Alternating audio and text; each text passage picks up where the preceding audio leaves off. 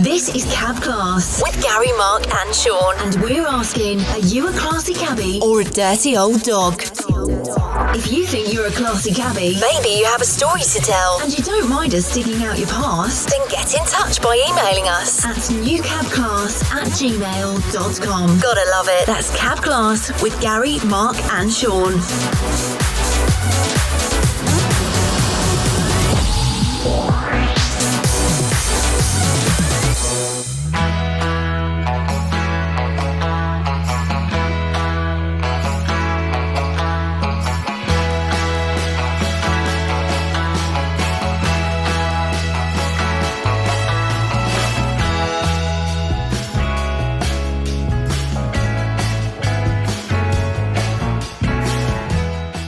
Hello everyone and welcome to Cab Class, the brand new podcast aimed at the London taxi trade. Each week we'll be interviewing a London cabbie to find out a bit about their experiences, their cabbie life, and most importantly, if they're a classy cabbie or a dirty dog.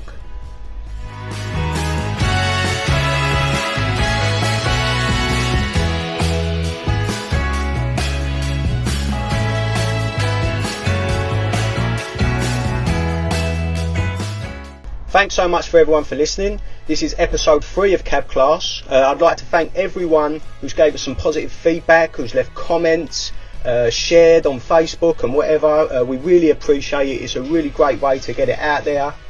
And thanks so much. I'm Gary, one of your hosts. Next to me, I've got my old mucker. Mark, how are you, mate? I'm alright, mate. How are you? Not too bad, thank you. Not too bad. Right. How's your week been? Alright, mate. They said this wouldn't last, didn't they? Third one. I know. We're doing alright.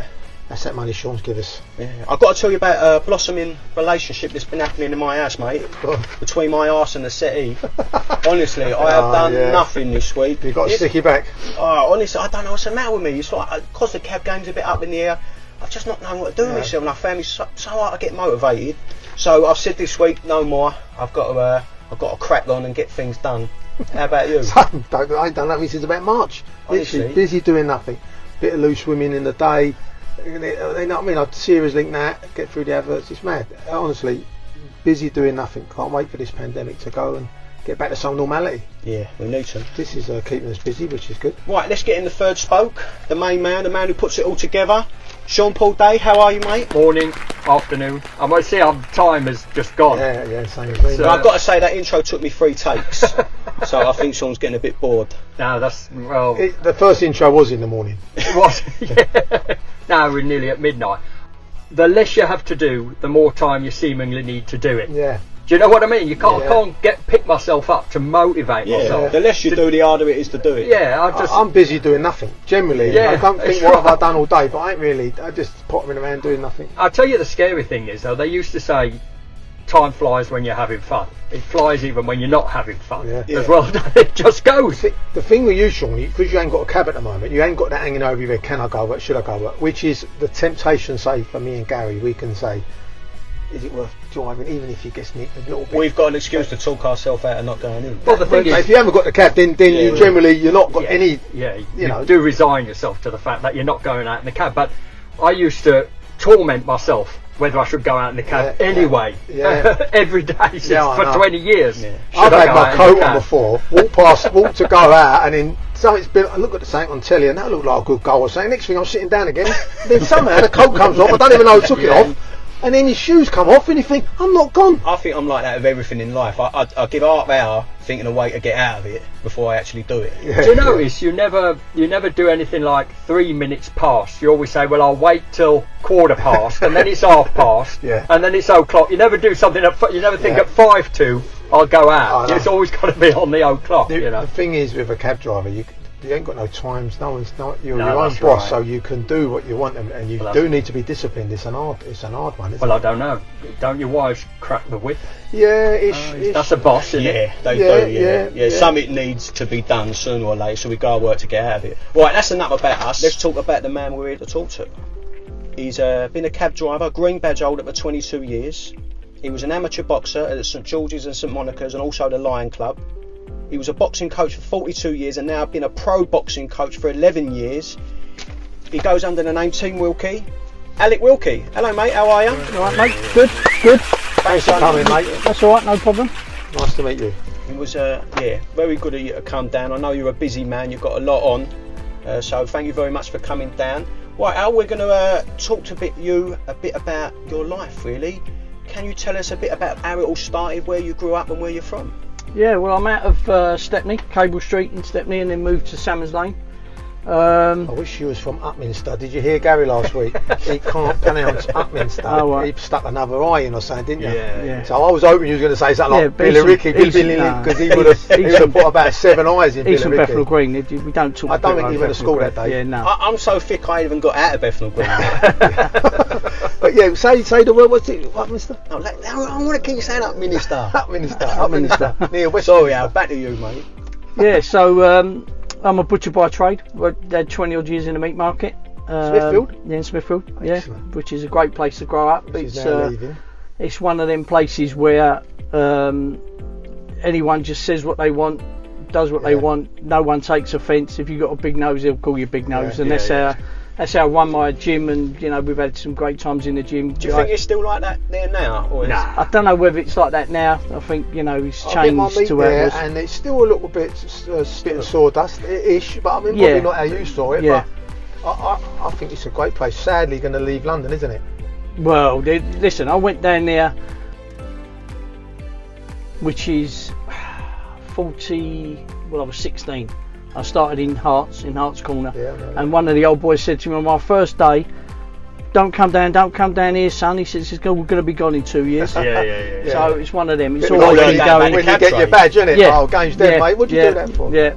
Well, a lot of cabbies came out the meat market, didn't they? Yeah, loads of. I worked with a guy that was a cab driver, and then I didn't do the knowledge because of that. But one guy I know, I tried the knowledge when I was 20, 21.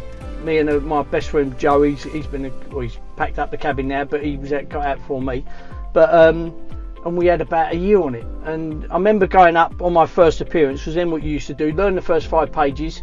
Yeah. Go up and was have that your still appearance. Penton Street? Oh yeah, The old way. Yeah, the old way. Yeah. So I'll never forget. I went up and had Mr. Lippett that I didn't know at the time was they used to call him Uncle Lippett. But of course I've gone up. I've won 5 out of 6. And he's going, oh, Mr. Wilkie, it won't take you long. You keep going like that. So why is Uncle Lippett? Because he was nice. Because he was nice. A nice examiner. Yeah. So I'll never forget it. I walked out them doors. I thought, this knowledge is easy. I'm doing the knowledge. I'm playing golf. I've just started coaching. I'm doing it all. Because one of the old boys come in my shop one day in Smithfield and said to me, what's this you're doing the knowledge? So I said, yeah, that's right. Me and Joe, we've got the bikes and we've got all the gear. He went, right, I'm telling you now. Pack that golf up, pack that boxing up, do the knowledge. Yeah, do the knowledge and then go back to it. As I say, I walked out of Penton Street thinking, oh, this is easy. And I imagine at 21, you was probably earning decent money down the meat market. So we didn't want it for money, we was just doing the knowledge. Because I worked with an old cab driver, I say he's old, looking back, he was probably about 45. But I was only 18, 19. And he used to keep saying to me, look, go out now, cut 2 or 3 runs a week. By the time you're 21, you'll be thinking. And I said, do I want to?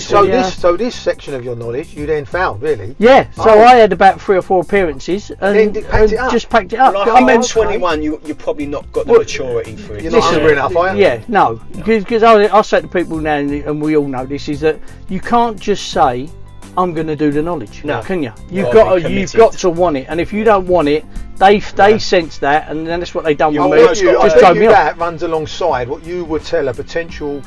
Oh yeah, if you don't live it, if you're as a fighter, if you don't live the life, and that's what we've all done, haven't we? Not gone out the weekends and watching the news in case they ask me something that's going on. You've got to need a reason a lot of the time, financial or whatever the reason being. I think you need something, a driving factor. So what was the gap then? So 21, you realise it's too hard, and you throw the towel in. Well, then what happened was. Your mate passed. No, he turned it in as well, but done it later on in the years when he went into he was working on a print drive, and then he done it before me. He got out about 3 or 4 years before me, but he'd done it another time because he was. But I left the market, and then when I left the market, I had my own meat business for about 3 or 4 years. I used to auction meat at the market. You know, these lorries, the sides open up, and and then, well, I went bankrupt with that because that was a nightmare. It was one of them things that, when it was good, it was fantastic, and when it was bad, it was terrible. Yeah. So you never know. Anyway, cut a long story short, that was that. And I had my class 1 then. I only needed a class 2 of a goods licence to drive. I had a 13-ton lorry. But I went there, but my dad's always been a long distance lorry driver, and so I don't know whether it was in the blood, but I went there and I said to the guy, look, I said I only need a class 2, but I said I'd love to take class 1. And he went to me, take class 1. He said like another 100 quid, it was like 500 quid when I'd done it, and then back in the day you could go straight into driving class 1s, you can't do that now, you have to do your class 2 first. So he went, yeah, did you? So anyway, we met at the lorry park, and he said, get up there, make yourself comfortable, done all the paperwork. How old would you be now, Alec? I was about 34, 35, I suppose. Quite young, yeah. Doing that. So he said to me, right, start it up. He said, right, at the gate at Basildon Lorry Park, at the gate, turn left, down the roundabout, turn left. And I went to him, well, hold it a minute. He went, what? I said, I ain't never driven a lorry before. He said, you'll be alright. Go on, out the gate, turn left. And I went out the gate and obviously went up the curb, went down to the roundabout, went up the curb. And then after that, I just took to it like a duck to water. But you do like 4 days training, and obviously the hard bits are reversing, like obviously it is. And you sort of come out of one box and you do a figure S in the yard. Anyway, 1 minute I'd get it in, couldn't get it out, couldn't get it in, it was all that going on. So we're going down to the test centre. I said, anything I should be careful of? He said, no. He said, you're going to be fine. So I said, what about me reversing? He went, listen, you're going to be fine. So anyway, we go in the yard, he's asked me a few questions, and anyway, so I jump up there, he said, put the lorry over there in that box, he said, reverse it over there. So I'm reversing across the yard, and my leg was so nervous, my clutch leg, it was doing that, and the unit's bouncing about, and he's standing there like that with his arms folded looking up at me. So I put the handbrake on, I said to him, I can't stop my leg from shaking. He just went to me, in your own time. So anyway, I've let the handbrake off, I've gone straight back into the box, absolutely perfect, how I don't know. Anyway, so we've gone out on the road, coming back, he said to me, right, back down the thing to the test centre, and to this day I've looked in the test centre and I've seen all the cars parked there, and I thought it was a car park, so I've gone to go in the next gate, which is a no entry. And as I've turned in, he's gone, stop, and I've stopped, and I hit the steering wheel. I went, oh, effing hell, because I knew I'd driven well. And he leant over, he looked in the mirrors like that, like over the mirror, and he slid over the seat and went to me, pointed in my face, and went, get this lorry out of here now, like that. Yeah, and so I've had to reverse now up the main road, reversed in, turned into the thing, asked me some more highway code and other things. And he went to me, well, Mr. Wilkie, he said, I'm pleased to tell you, he said, after that hitch coming in the gate, he said, I'm pleased to tell you you passed. Huh. But my dad... sorry to me, no, piss off, I've driven well, you flipping donut.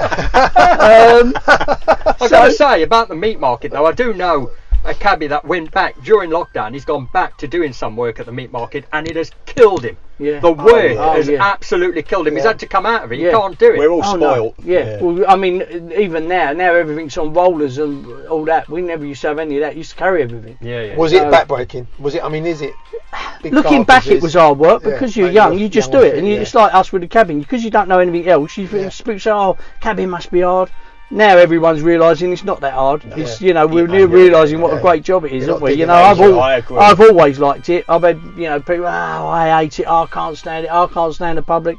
We'll do something else. But now you've got to do something else. Job, and then and that's what I'd worked in the meat market. I'd had the nightmares of when I had my own business, the phone used to ring at like 2 o'clock on Thursday afternoon. I'd be at Norwood, and when the old Nokia ring, the original thing, and that still now sends a shiver up my spine, because I knew it would be the bank saying, Al, you got to pay $2,000 in today, or the checks are going to bounce. So but so that's a few hats. So just early on in your life, a butcher, work at Smithfield, then you got your so I've got my class 1, dragged up in Stepney. So so then you restarted the knowledge again. Yeah, so what was happening, I went, because I had my class 1, I packed the business, so I went on the agencies, was driving to Sainsbury's and BOC, and then I was playing golf one day with my brother, which I used to be a 6 handicap, I ain't no more. But can I ask you a question? When you get down to 6 handicap, can you start wearing golf gear in the cab? Listen, don't make yourself look a donut, son. At what stage? Can you wear the tank top and your... Can I just say, he's got one glove on now. Yeah, one glove on now. That's a boxing glove. It's hard when you try and hold the glove. Who's got to ring the bell? On the thingy of that, I used to put the clubs in the boot, and then put the empty bag in the front, and I stopped for a guy in Liverpool Street about 3 o'clock on a Friday afternoon. course, typical. He's looked at him and go, oh, been playing golf, have we? So I said, yeah. So anyway, he's only going to Waterloo, so get in. Oh yeah, I don't miss playing. I don't get time to play golf. And you cabbies, you've got it this and you got it that. Yeah. So I said to him, so I tell you what, I said, give me your home number. And he went, what? I said, well, give me your home number and I'll ring you at 3 o'clock in the morning when I'm on the way home. He went, I said, yeah, I've been playing golf, but now I'm going to work. That's right, so I said, if you can do it. He went, oh, no, I wasn't, all of a sudden, no, I wasn't thinking. All sorts of gift. Right, so how does, okay, so we've got to the point, you've done your job, you work for the meat market. Where does the boxing tie in with your life at this time? Well, I've always been a boxing coach. When I packed up when I was 21. Just sheerly couldn't cope with working down the market and training and all that. Life. Was you a good boxer? I was alright. I was one. Looking back, I would have been a nightmare. Not to train because I used to train hard, but I would get beat by people that I was supposed to beat, and then beat the people I wasn't supposed to beat. But how did you get into being a boxer in the first place? Just like one of my mates, Stevie Webb was a great amateur. Stevie, we was all mates in the flats. Like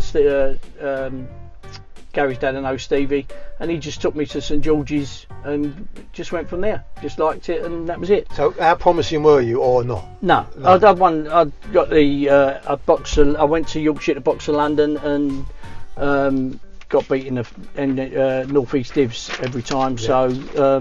Yeah. So. I was alright, but as I say, you'd look back and think, oh, he's a nightmare. You can't never know. When you're expected to win, I'd lose, and when I was expected to lose, I'd win. So how did this nightmare become such a good coach? Where does that tie in then?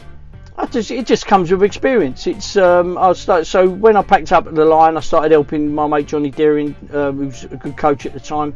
That's where I'd gone from St George's to St Monica's. He'd left St George's and gone to St Monica's, and I sort of followed him. And then the guy from the ILEA, the Old England London Education Authority, said, look, we're going to try and open St Monica's. We've got a few kids. Do you want to go around there and do your own thing? So I said, yeah. So I jumped at it, and it just led from there. And we went, so I reopened St Monica's, and then from there we either Just for the listeners, where is St Monica's? St Monica's was then in the old St Monica's school in Oxton Square. But when I boxed with them, it was in the church place next door where I think they had football downstairs and the boxing was right up on the top floor. Mm-hmm. So that had closed down. So we opened St Monica's and then they moved it back into the main building. And then I had a run-in with the committee over not opening up, and I left there and went to Tottenham ABC. Fred Morgan, who was the guy who used to run it there, rang me up and said, look, would you come over and help train the juniors? So I did. And then when they tried to transfer my trainer's licence from the North East Div, which is like sort of, our area, to there, it's all political, but anyway, they put a block on my licence going.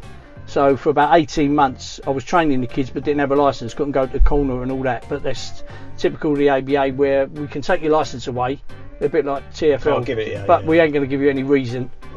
One of them. That's like strictly London. Yeah. So and then Alfie Luxford, who was the secretary of Poplar ABC in Roman Road in Vernon Hall, he came around my house one Sunday and said to me, he said, would you come and train the juniors at Poplar? So I said, well, I ain't got a licence. He said, no, but I'm going to a meeting now, the North East Div meeting. So, but Alfie was a really nice guy, but he was one of those, you could never get one over on him, because all of a sudden they go, hang on a minute, what do you mean by that? One of them. I know his son, Jamie. Is it his boy Stevie Luxford and I know Lee. Jamie Luxford, he boxed. Right, it may or may not. Yeah. They could even be his sort of grandson. Yeah, possibly. So, anyway, so well, I'm going to the meeting now. So I said, okay. So anyway, he come back about 2 hours later and said, you got your licence back. So that's where I started at Poplar. I was at Poplar for about 15 odd years. Then I had a bit of break when I was doing the meat lorries. Then I started training. I just got back into it. One of my mates who's a cab driver, Adam Giorgio, he used to box with me as a kid. They was training a guy called Jeff Mustafa. Do you know Jeff? I don't. Yeah, he comes out of Wapping to do an unlicensed fight. And he said, do us a favour, come down and have a look at him. So I went, alright. So I went down and had a look at him. Thought, you're doing everything wrong. So I started training him, and then the others was doing it. So I had about 8 or 9 unlicensed fighters fighting at the Circus Tavern. And is this how you sort of made the progression from boxing training youngsters? So I'd been out the amateurs, so that sort of brought me back, and we was training at the Peacock, And then my good mate, who's Johnny Eames, who used to have the TKO Gym, and Derek Granger used to box me. Good pro Derek, he used to box me as a junior. They'd said to me, look, come over here, get your pro licence and come over here. And that's what I did. But when I went into Johnny, Johnny said, I'll give you some fighters. I went, I don't want no fighters. Because when you've got fighters, it's every day. It's a massive commitment on that. You know, so I said, I don't want no fighters. I said, I'll come up and do Tuesday and Thursday, a couple of days a week, you know, because I was still playing a lot of golf and whatever. And so he said, all right then. So then after about 2 or 3 months, he said, look, I've got a guy here, Matt Jack. He was from Cambridge, Mac. But he was a fireman, so he used to come down 2 days 1 week, 3 days the other. So I started training Matt, and then Danny Connor came into the gym, who went on to be Southern Area champion. Danny, I'll tell you about him later. And he was, I said to Johnny, we had a little chat at a charity football match, and I said, well, who's training you? So he said, no one. So I said, I'll speak to Johnny. So I said to Johnny, I said, should I train Danny? He went, he said, leave him. He said, let's see if he turns up first, because he was coming all the way, Danny. So by train. Jesus. So he'd had one fight and got a draw. And anyway, cut long story short, I ended up training him. And he had 4 fights with me, lost them all. But he just lost them through having no stamina. He was a slippery, never got hurt in all these fights. He had 30 pro fights then, he never really got hurt. And then I'd spend in between rounds just shouting at him, going, you ain't been running, you ain't been running. And yes, I have been running, you ain't been running. Anyway, I can't remember, we talked about it the other week, I don't think it was in Scotland, but we'd gone to Scotland. And I said to him, right, that's it, I ain't training you no more. He said, why not? I said, because you're not doing what I'm telling you. You're not running, you're just wasting my time. Don't waste my time. This is one of the questions I've got for you. How much of a role do you have to take in these boxers' lives? Because I think a lot, looking through your stable, a lot of them are sort of under 15 pro fights. Is that about right? Yeah. So in that stage of their career, a lot of them's got second jobs, I'd imagine.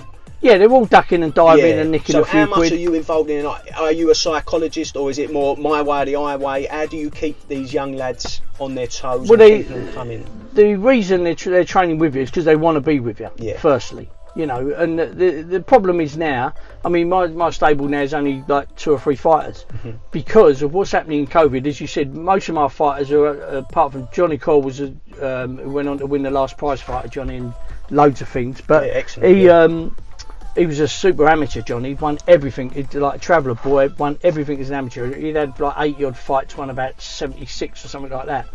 So, but all the others, see, anyone can. So all the Olympians. So what's happening now? The Olympians are turning over. The kids that would have gone to the Olympics this year, but because last year because the Olympics was cancelled, so they're all turning pro now. So kids that are normally 15, 20 pro fights, amateur fights, want to turn pro, they'd probably come to someone like me. But they've had a year of limbo, haven't they? It's a shame, isn't it? So of course, because there's no amateur boxing, there's no young pros coming for it. So the whole game's dead, apart from the elite boys, and they like to go to what they call high profile trainers. Don't make them good trainers, but they're high profile. So that's what happens. Because listen, anyone can train an Olympian. It's what you teach them. Other than that, anyone can get anybody fit. But if you've got someone in your stable you think is good, what do you do? Do you try and get them sponsorship? How do they get money out of this? Well, there's not a lot of great sponsorship about, to be honest. No one, but you know, because everyone over the last few years has had the excuse of, well, it's a bit quiet, you know, recession. So it's really difficult to get a fighter sponsorship. But then mainly most of my boys have had, you know, other little part-time jobs, or they're ducking and diving and getting a few quid. That game has always had then get a small purse for the fight, and then so that's what it is. So also, can I ask you a question? Is it better for a fighter at that stage of his career? Is it better for him to be a ticket seller, someone who takes risks, or is it better for them to own their craft and learn how to win? Really, they've got to be ticket sellers. You know, because if you can't sell a ticket, you ain't going to fight. It works like this, and it's strange when you actually explain to people how it works. Say, for instance, the promoter will give you £3,000 worth of tickets. That's 1,000 for you, 1,000 for your promoter, 1,000 for the promoter, and 1,000 for your opponent. Because while they're learning their trade, we bring in what we call journeymen, so that they, you know, we know they're going to win as long as they don't do anything stupid. But they're learning their craft, as in, you know, first time with small gloves on, a no head guard in somewhere like York when it's packed. Got to see how the nerves so they learn their craft, and then you move them on from there. Danny, when he first started out, he couldn't fill a phone box. He was useless. But all of a sudden, he started to win fights. So after that fight, when I said to him I wasn't going to train him no more, give me one more chance. All right, I'm going to give you one more chance. If you don't knuckle down, that's it. We're finished. So all of a sudden, he starts running. He went on to win, I think, the next 9 or 10 out of 11. And then got in a prize fighter. He won a Masters belt, and then we got the fight with Chris Evangelou at Alexandria Palace for the Southern area. Oh, it's a big one. Did he surprise you that he'd done so well? No, because I knew he was grafting. It was just the opportunities needed to come. So Eddie Hearn had made the fight with him and Chris Evangelou. We was there to lose because Evangelou was a matchroom fighter, and Danny beat him. And there was uproar. And then so we give him a return, because when you win the Southern area, you get the first fight after that is what we call a voluntary. You get to pick the opponent. So Danny said, because it was a big hoo-ha, they thought they won it, whatever. They didn't. But so Danny said, I'll give you my voluntary, will be your return. And then he nearly stopped him in the 7th round. Then had him on the floor and just battered him. So it was. And then he went on to being a prize fighter, and I think what's funny with people like Eddie Hearn and Frank Warren is you listen to them, and then these are the top of the tree, aren't they, in this country, and you sort of listen, you think, you sound like you're winging it. You sound like you're winging it a lot of the time, and how true is that, or are they really on top of the game? No, they are on top of the game. Yeah, you can't take that away from them. No. When they talk about fighters, American fighters or whatever, they know their stuff. They do. They don't have the people go to them now. Well, if you get a good fighter, if you think you could try ringing Matchroom and say, I've got this fighter, he's might be 8-0, can sell tickets. All right, we might give him a shot, or we might put him on one of the smaller shows. Like Johnny Cole had a opportunity, Matchroom put him on. He won the prize fighter. Danny got beat in the final of the prize fighter, but then on the night Johnny won it, we had him and Dean Byrne. Dean Byrne got put out in the first round. Johnny went on to win it, but they didn't pick him up, Matchroom. They didn't want to pick him up. But then they give him an opportunity later when he won his WBO youth title. They put him top of the bill at York Hall, paid for the title, and obviously because there's winning big titles, there's sanctioning fees to be paid, so they done that for him. So they're strange. They know what they want. They want people to sell tickets. Yeah. Another question I've got for you is, as you can probably tell, I don't have massive knowledge about boxing. I was more football growing up. So, when a footballer comes in, straight away you go, that boy's got talent. You can work with him. How long does it take you to spot someone who's got talent? You can near enough see it sort of straight away. Yeah. If I had a really good boy, Chesney Hawkins, come from Small Holdings Gym via Danny. Danny had a connection at Small Holdings, and his dad Keith used to run the gym. So he'd been around it all his life with his dad running the club. Only had 15 amateur fights, but the kid was good. What are you looking for? Is there anything, or is it just something? It's just balance, ability. Sometimes the good fighters pick things up easy. Yeah, and that's why anyone. Is there one that's ever got away? Is there one that you've outed him and gone, he ain't for me, and then he's proved you wrong? No. Oh, that's good to know. No. That's good. Yeah. So you can spot talent, and then is it all about determination? And then it's about working with them. Yeah. Because obviously they're coming in as a raw talent. Yeah. And you think he's got something, this kid, and the first time you take them on the pads, you tell them something, and they sort of grasping it straight away. Some kids you got to go over and over with. Do you look at the people they're coming in with, looking at their parents, think you ain't boxing people? I don't know if this is going to work. No, because it's not like that in the program, because obviously they don't come with their mum and dad. I mean, so as a younger, I know their mum and dad don't bring them, but are you looking at where they're from, their background? If they're from the trainer community, they've come from that sort of background. No, I mean Johnny was obviously was the only traveller I had. He came in with his dad, really nice. His dad's a really nice man. But when he first came in, we sat in the corner, and I said to him, "Listen, you might be a superstar at Newham, because he boxed and he was a superstar." I said, "But you ain't nothing in here. Do you understand me?" And he said, "Yeah." And I said to his dad, "Do you understand what I'm saying?" So I said, "Yeah." So he said, "Yes." So I said, "Okay, then you can start." Because the difference with the travellers is that you can't talk to them because listen, how we're talking now is how I talk to everybody. Yeah. The growing up in the meat market is like I will say anything I want to say, and you can say anything to say to me, because I ain't going to get offended when you say I'm not good looking. because I know I am. But I'm glad you picked that yeah. So, but can he reach you from there? Yeah. Can you see me edging further back? Oh, but he's but we was over the park doing some sprinting on a Sunday morning. His dad was there, and he said to me, "So I'm going to tell you something." He's Irish, his dad. No, that wasn't my Irish accent. He said, "You sure he weren't Welsh?" He said, "You're the best thing that's ever happened to him, Johnny, because I treated him like I treat everybody. He wasn't. He was a special talent. Johnny Cole was a great fighter."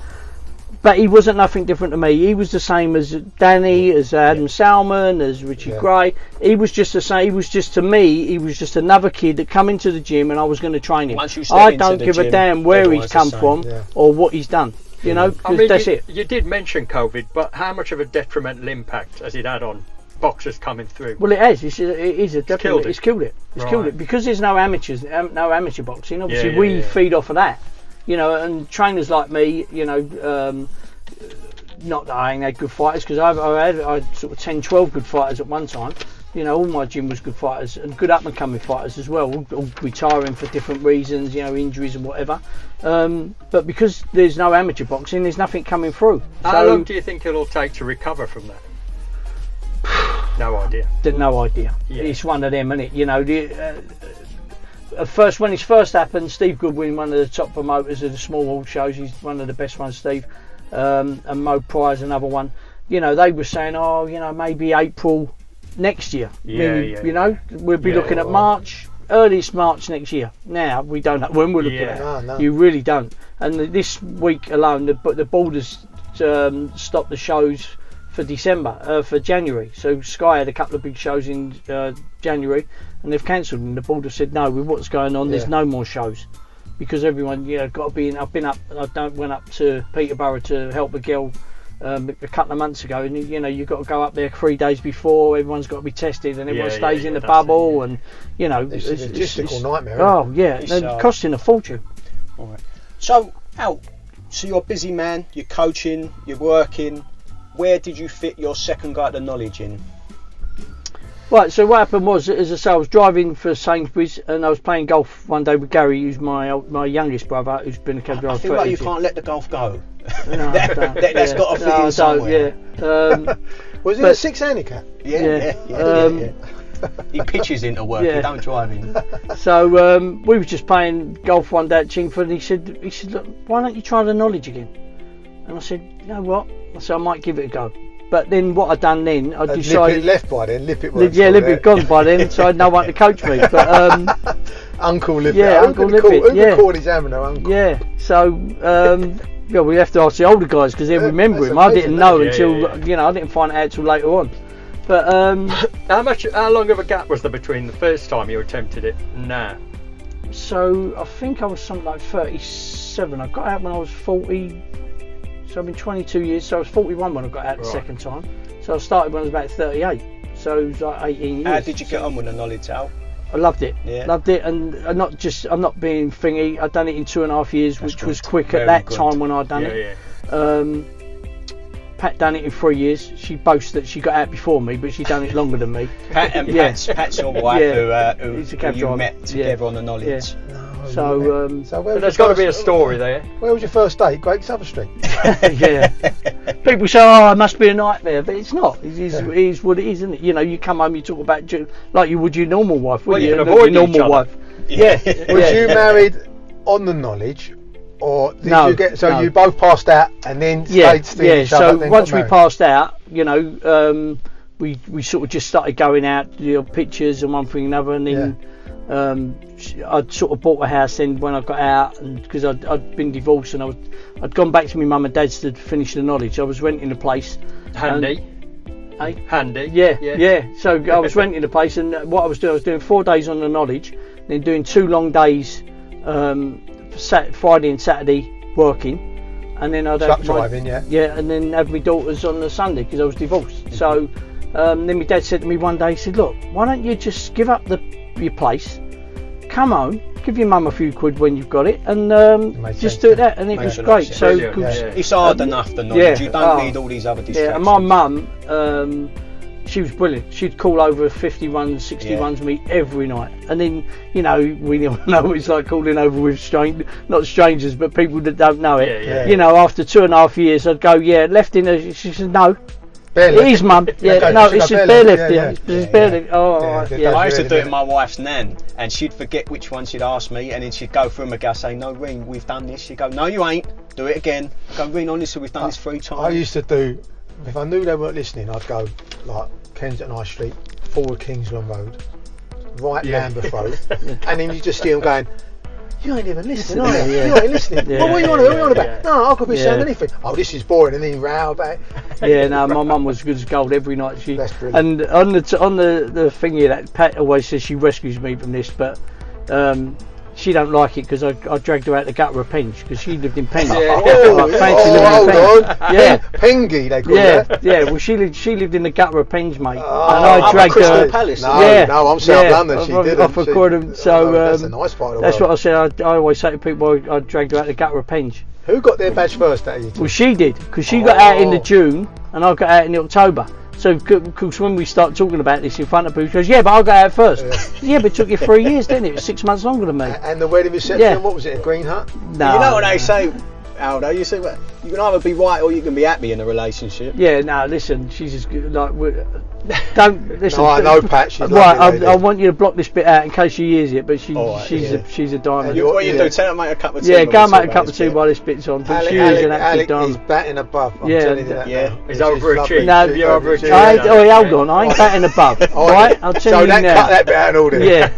He just swung with me there, Gary. I see you edging back and all. Bare knuckle. Let me tell you, we're all 4 metres apart. if she hadn't met me, she'd still be on the bike, I'll tell you that now. And she knows that. In Penge. Yeah. Who was the examiner at your time that everyone wanted to avoid? Orm. Mr. Orm. Legendary. Did you have Orm? Yeah, I had him a couple of times. And I'll tell you the story when I had him the first time, and of course, you know, you're bricking it anyway, ain't you? But it was all that yes sir, no sir, yes sir, no sir, and when I had him on. The point system, this new point system they do now, started. Weren't you? Well, it started when I had my first 28s. So it had started on the 1st of November, and I think I'd gone up on the 3rd, and they had Mr. Howes. Yeah, I I'll tell you about him as well. He, I've won that 3 out of 6, and he went to me, I suppose we'd call that an average appearance, Mr. Wilkie. So I said, well, yes sir, yeah. So he's given me 3 points. So not realising what he was getting at, and then I went 3, 3, 3, and then you wanted 12 obviously to get your drop. I'm down for Price, who was the nice guy, Mr. Price. He was uncle. Yeah, and all of a sudden Orms called me in. Did he have a parrot? They tell me he had a parrot. I met Mr. Orm because he was giving us mock appearances in the school I used to go. Honestly, he was so intimidating. Yeah. I'm walking down the corridor behind him, can't even keep pace with him because he's walking so slow. Weird pace. And anyway, we sit down, we do all the things. He's doing all the London Mr. Wilkie, all the usual rubbish. I suggest. As if he never knew. Yeah, so I'm going, no sir, no sir, no sir. But I've gone in there thinking, with not knowing I'm having him, thinking could get me dropped today. Yeah. Right. So all of a sudden he's gone to me. He said we'll go from Lorry Grove. So I went, yes sir, Lewisham High Road. And he smiled and went to me, yeah, we'll go from Lorry Grove junction to Lewisham High Road, and we'll go to Tresillian Road. You know where that is, up Lewisham Hill. You probably all forgot that. I do know it, but I couldn't tell you how to get I'd done it about 6 weeks before. I don't know why it come out, but I'd done it. So I've gone to him, okay sir, leave on the left into, I think it's left into Jerningham, right into, can't remember that road, right into Musgrove Road, right into the High Street, round the one-way system, Tresillian Road's on the right. And he went to me, started shaking his head, he went, Mr. Wilkie, he said you've gone across some no right turns there. And I went, oh sorry sir, so I better go and have another look at that. He said, I suggest you do. Yeah. So anyway, he's gone to hand me his card, he said, he went to me, not very good Mr. Wilkie, was it today? I said, and this is what I said, crap sir, really, wasn't it? And he went, well, you said it. But then as he handed my card, he went to me, but don't you worry about it, as much as say, I'm here to stop you. You're going too quick. And then I got my drop on the next one. Fantastic. Yeah. I think if anyone wants to know who Mr. Orm is, he's on YouTube. I think you can look him up. He was fair, I think, but not that I had him. No, he wasn't fair. He was just. He wasn't fair. I think what you've just said is what he was. He was fair. He was an horrible man. I mean, I never had him. I just missed him. But everyone who had him, he was notorious. Yeah.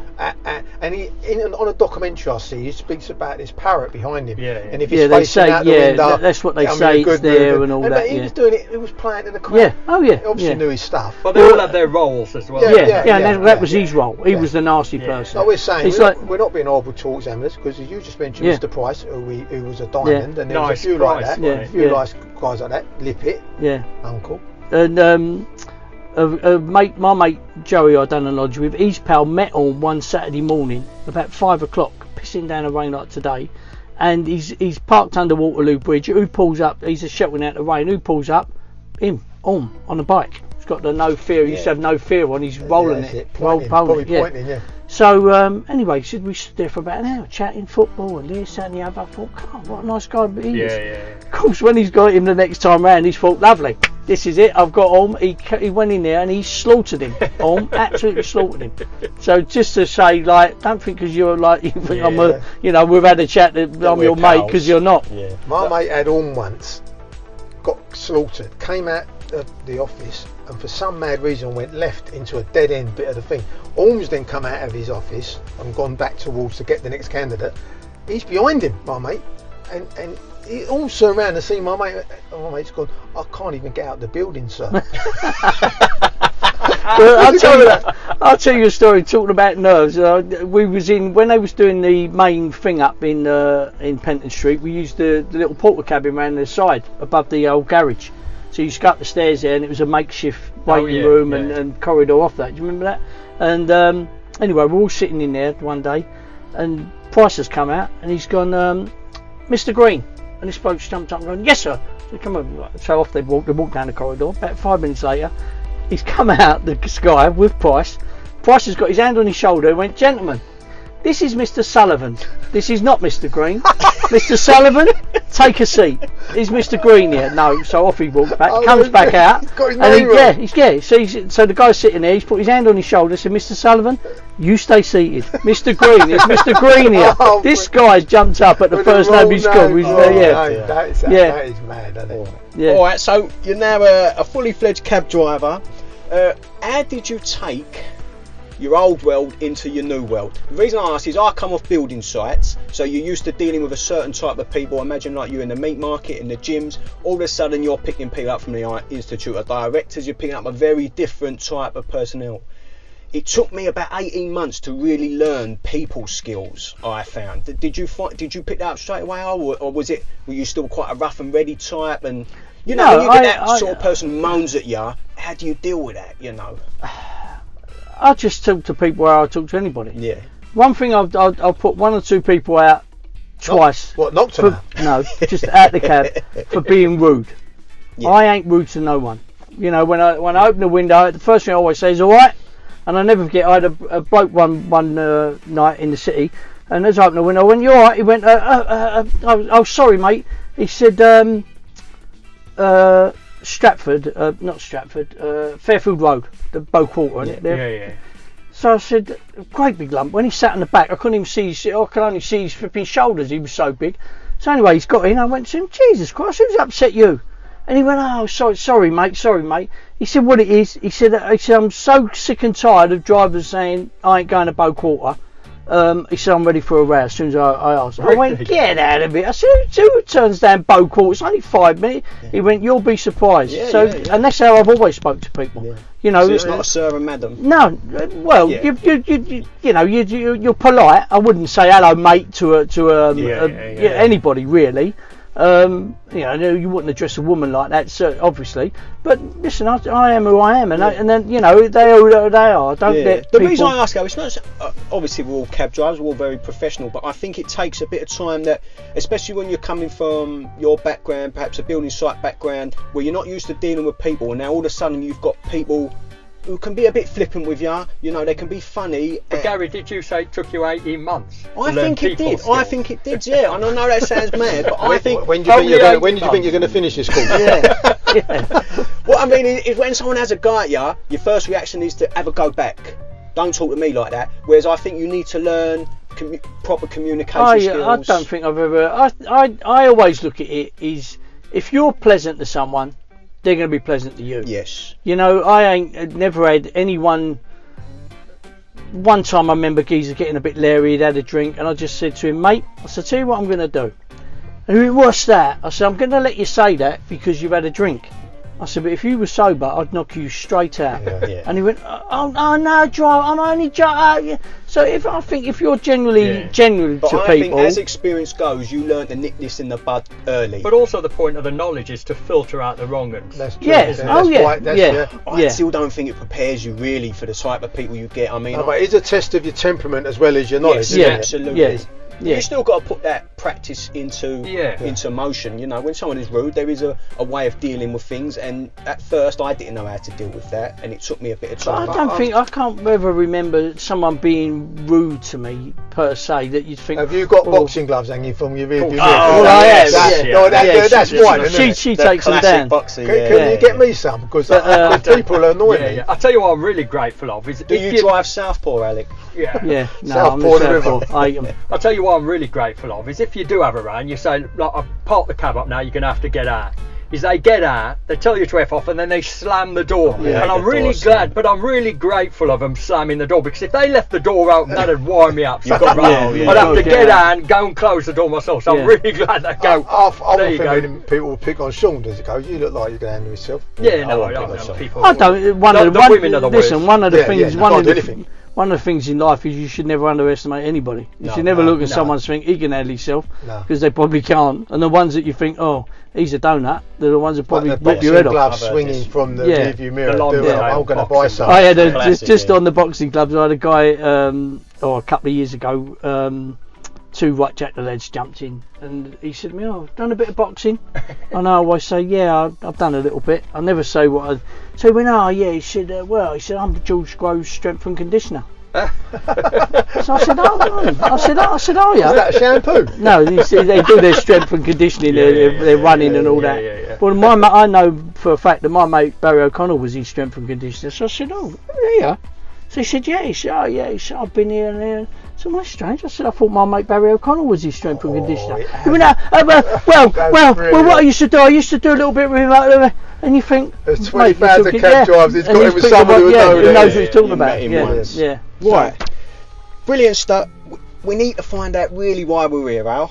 We need to find out if you. Well, you said it was money. You said I was going to be paid. I did. And there's been no sort of, no one putting their hand in there. What we need the invoice first. We've only got euros. Right. We want to find out if you're a classy cabbie or a dirty dog. Go on. I'm not. I'm going to go a bit further back. We're going to ask you a series of questions. Right. Very simple. We just want you to answer them honestly and openly. Right. And then we'll make our decision at the end. Right. Shall I go first? My first question is. Look at the eyes. Look at the eyes. I'm not even asking anything. I feel like he's leaning for an uppercut. Right. You let a cab driver out. Yeah. As we do. He's got his light on. He then goes on to take the next hand that goes up.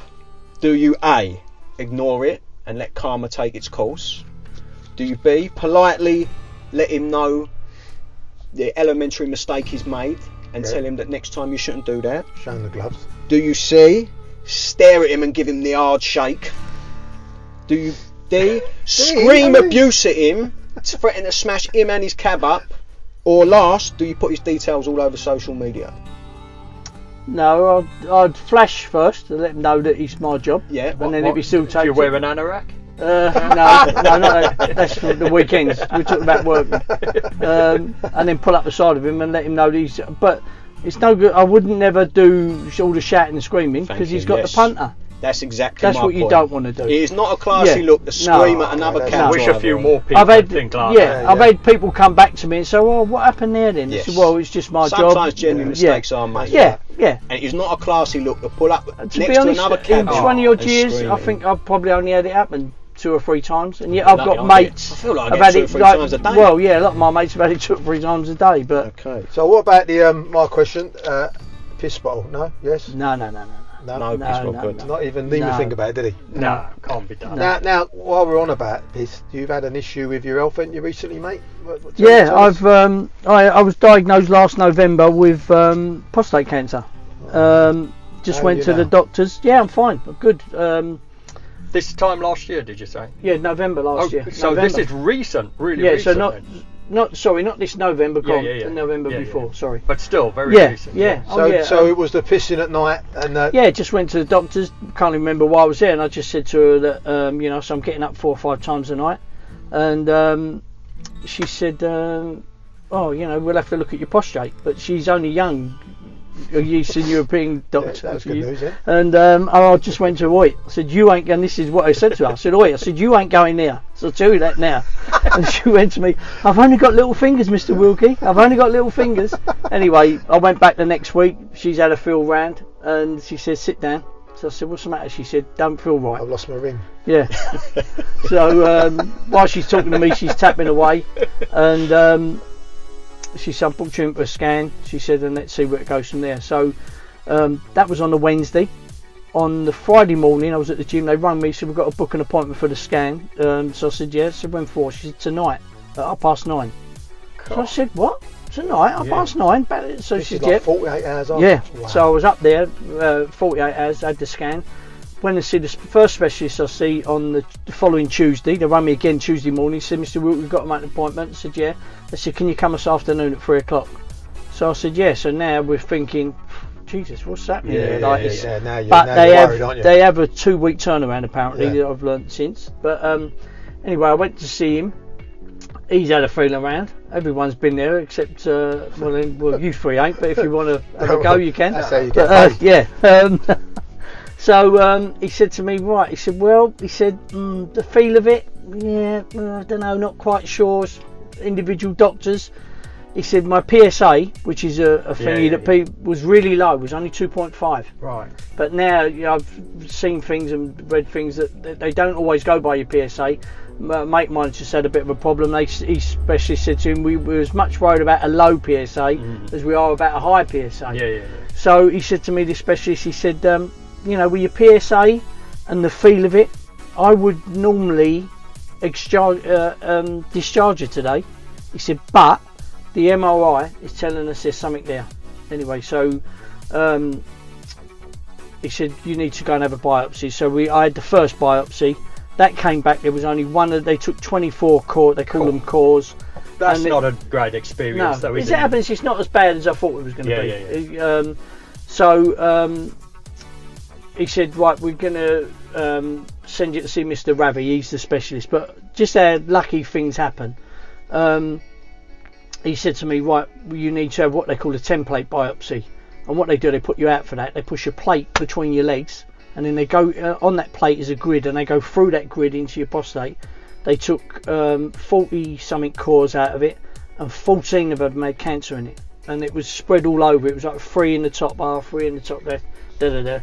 So he said to me, he said we can do 3 things. We can treat it with radium and drugs. He said we can remove it, or what was the other thing? I can't remember what the other thing was now. That's how important it was. He said, but if we treat it, he said it's very difficult to take it out after. So right. I said, well, what do you think? So he turned it over. He said, you're 62, you're reasonably fit. He said, have it out. I've got to say, you look a pillar of health out. So, and then he said to me, he said, who's your doctor? So I said, Dr. Gupta at Langdon. So he said, let me tell you. He said, she's done a really good thing here. He said, most GPs wouldn't have found this cancer. And she had little fingers. Yeah, and she had little fingers. The trouble is, my doctor's got fingers like bananas. Is that why you gone to? Well, I went and got checked up. When I want to see Pat Jennings. I went and got checked up. He stood behind me. He said, this won't hurt. And I thought, I wonder why he's got his hands on my shoulders. So what of did you lose your dad to prostate, Gary? I did. I lost my dad to prostate. I mean, unlike you, Alec, by the time he was diagnosed, it had already spread. So it had gone into, it'd been 18 months, I would say, to the spread before we got properly diagnosed. I don't think they was quite so efficient as what they was with you. I think there was a lot of delaying. There was a lot of putting it off, and so by the time it was. So anyway, just going on that, he said to her, this is how it was all luck. The day that I mentioned it to her, that I was getting up. Because like all of us, comment, wasn't it, really? Yeah, because like all of us, we just think, I was up after night last night, found a wee, whatever. What you down at your age? So, and then when I went back to her and said to her, do you know Mr. Ravi? So she said, oh, I know Mr. Ravi. I said, well, he was full of praise for you. I said, because he said, not a lot of doctors would have found this, whatever. She said, well, let me tell you. She said, he came here when I was a student and give her a lecture on how to find certain prostate cancers. She said, and I've always remembered it. She said, you're the fourth person that I'd found that other doctors had missed. So it was all luck. But it comes down to the fact that you have to take charge of your own health as well. And so, I mean, you did a very good job. You didn't shelve it. You went and got it checked up. I ignore it like a lot. I think cab drivers, it's actually important that Alex said this because as cab drivers, we're all like heading the sand merchants, aren't we? Oh yeah. And, well, I think most men are. And I'm sort of black and white with everything in life. If it's right, it's right. If it ain't right and you're going to moan about it, don't moan to me about it, because you ain't going to do that. And I think with a lot of sorry to cut in now, I think with a lot of cab drivers also is they'll be scared to look into something because they're scared of losing their badge. In some cases that they think, I don't want to find out because then I've got to tell, I could end up being put off losing my badge for a while. How was TFL? Was they okay with everything? Well, they don't know about it because I'm in between medicals. Right. So, and have you had a clean now? Are you? Yeah, let me tell you the story quickly if we've got time. How I end up getting it done private, because we'd gone to the NHS at Southend and they said, right, you're going to be probably 6 months on the list. So we sort of looked at getting it done ourselves. So we phoned up the that's unacceptable, really, isn't it? That's terrible, isn't it? Oh yes, that's terrible, isn't it? But what they were saying at the time, I was low risk. Your PSA was so low. Yeah. So and then we looked at getting it done, and we thought, anyway, it was going to cost 15 grand. So we said, well, we've got to do what we've got to do. Never had 15 grand, but we've got to do what we've got to do. And then he phoned me about 2 weeks later, the actual surgeon, and said to me, Mr. Wilkie, with this, because that was in early March, and of course he phoned me the end of March and said everything's cancelled. Everything's cancelled. He said everybody on my list, and I think I was at number 30 on his list, has been stopped. So anyway, I was talking to Dan. I went and see the guy at a guy called Mr. Oh, Jesus Christ. Goodall, Mr. Goodall, the Spire at Brentwood. So he looked at me notes and went, right, he said we could probably do it in 4 weeks. He went, let this thing die down a little bit, and that's how he said it, as if like this is going to go away, this thing. Yeah. So anyway, I came back and I was talking to Danny Connor on the phone, and he said, what's happening? I said, well, we're going to thing. He said, it's going to cost 15 grand. So he went, oh, chat. So anyway, he rang me back a little while later. He said, I know what I'm going to do. So what are you going to do? He said, I'm going to do a Just Giving page. So I said, because he raised a lot of money for charity, Danny, anyway, for the Amelia May Foundation. So I said, what for? He said, for the operation. I said, you ain't. So I'm telling you now, do not do that for me. I said, I'm telling you now, don't do that. But if anybody who knows Danny, that's what he's like. I'll speak to you later. Anyway, he's come back about half an hour later. He said, it's done. I said, what's done? He said, the Just Giving page. Fantastic. I said, what did I tell you? We had murders, because that's how we've always had murders. If you look at my Facebook and see some of the clips between us, he's a nightmare. But that was on the Friday night at 9:30. On Thursday we had 15 grand. Jesus Christ, that is unbelievable. Yeah. And one of my good friends, Tony Pill from over North London, he was going to turn pro with me, but never materialised. He got his boys to do a 24-hour skip thing where all these fighters were skipping and people were donating. They got over £1,000. You must be very well thought about. Yeah, well, that's some of my mates were ringing me saying, you're an horrible son, so what are they giving it to you for? I'd have got about a tenner. Yeah, I'd have done well to get that. Right. Been brilliant. I tell you what, we've not really had a lot of time to do the Dirty Dog Classy Cabbie thing. No way. If I'm honest, I certainly won't have the guts to tell him. I'll tell you what, I've got a reputation of always having a gleaming cab. My daughters tell me I've got OCD, So don't even ask me dirty dog questions. No, I'm not gonna. And if I'm one of the eyes of Santa, and he could probably clump us from there, couldn't he? So he's 11. No, I'm past all that. I don't really catch me. Right. Brilliant. Anyway, right, Al, is there anything you've got in the pipeline? Anything like that? Tell the listeners. No, we're just waiting for the boxing to come back. Yeah. Obviously, I pumped the missus with the tour guide. Well, yeah, I'll promote the missus, shall I say? She's a qualified tour guide. So if anyone's looking for a tour, just get in touch with me on Facebook. Get in touch with me on Facebook. Just under Alec Wilkie, or if you look at Team Wilkie Facebook. Yeah, we can put the details up as well. Yeah. We'll put if anyone wants an interesting watch, there's a documentary I made a couple of years ago called The Wilkie Way, spelled Wilkey, The Wilkie Way. Just gives you an insight into what we do. You know, people see you on Sky, and even mates of mine have said, "Oh, what are you doing driving a cab? I see you on Sky the other night." But yeah, when you're on Sky for something like 300 or 400 quid that you put 10 weeks work into. But if anyone's interested in that sort of thing, The Wilkie Way. The Wilkie Way is a good little watch. It tells you all about it. Al, I just want to say thanks so much for coming down and talking to us, mate. It's been great, honestly. You've been so good. Thanks, mate. Brilliant.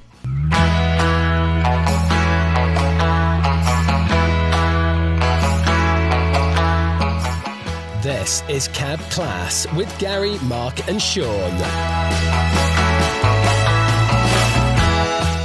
And we're asking, are you a classy cabbie or a dirty old dog? If you think you're a classy cabbie, maybe you have a story to tell and you don't mind us digging out your past, then get in touch by emailing us at newcabclass@gmail.com.